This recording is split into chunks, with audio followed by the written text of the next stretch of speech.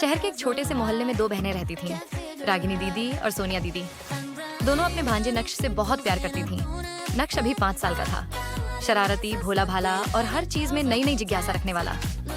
सुबह नाश्ते के बाद नक्श बोला, मासी, मेरी अपनी छोटी सी कुर्सी कब मिलेगी जिस पर मैं बैठकर अपनी रंगीन किताबें पढ़ सकूं? रागिनी और सोनिया दीदी ने एक दूसरे को देखा और मुस्कुराई। नक्श बहुत दिनों से छोटी कुर्सी चाहता था, लेकिन वो सिर्फ दुकान वाली कुर्सी नहीं चाहता था, उसे अपनी दीदियों के हाथों से बनी हुई कुर्सी चाहिए थी। दोनों दीदियों ने तय किया, आज हम नक्श के लिए घर पर ही एक सुंदर और मजबूत कुर्सी बनाएंगे।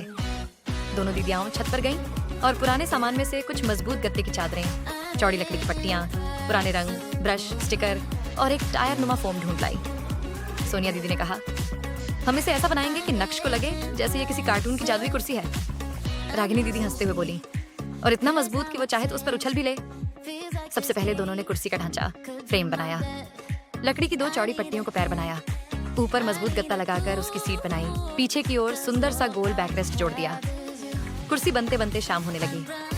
हवा में गोंद, रंग और लकड़ी की हल्की खुशबू फैल रही थी। नक्श बार बार आकर पूछता, हो गई, हो गई? और दोनों दीदियां कहती, बस थोड़ी सी और, तुम अपनी आंखें बंद करो और सरप्राइज का इंतजार करो। रंग भरने का जादू अब बारी थी कुर्सी को सजाने की। सोनिया दीदी ने हल्का आसमान नीला रंग लगाया, रागिनी दीदी ने बैकरेस्ट पर तारे, चांद और बादलों की चित्रकारी कर दी।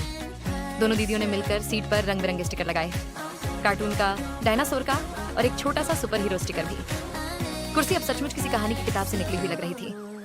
सबसे प्यारी बात, नाम कुर्सी की पीठ पर दोनों दीदियों ने चमकदार ग्लिटर से लिखा, नक्श's मैजिक चेयर। नक्श की खिलखिलाती मुस्कान उनके सामने न होते हुए भी उनकी आंखों में चमक रही थी। अगली सुबह दोनों दीदियों ने नक्श को बुलाया, आंखें बंद करवाकर बोली, 1, 2, 3, खोलो।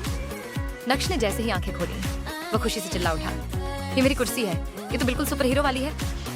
वो भागकर कुर्सी पर बैठ गया, पैर झुलाने लगा और अपनी किताब खोलकर पढ़ने लगा। दीदियां ने एक दूसरे को देखकर मुस्कुराई। उनके लिए उससे बड़ा इनाम कुछ नहीं था। कहानी का अंत, लेकिन प्यार का नहीं।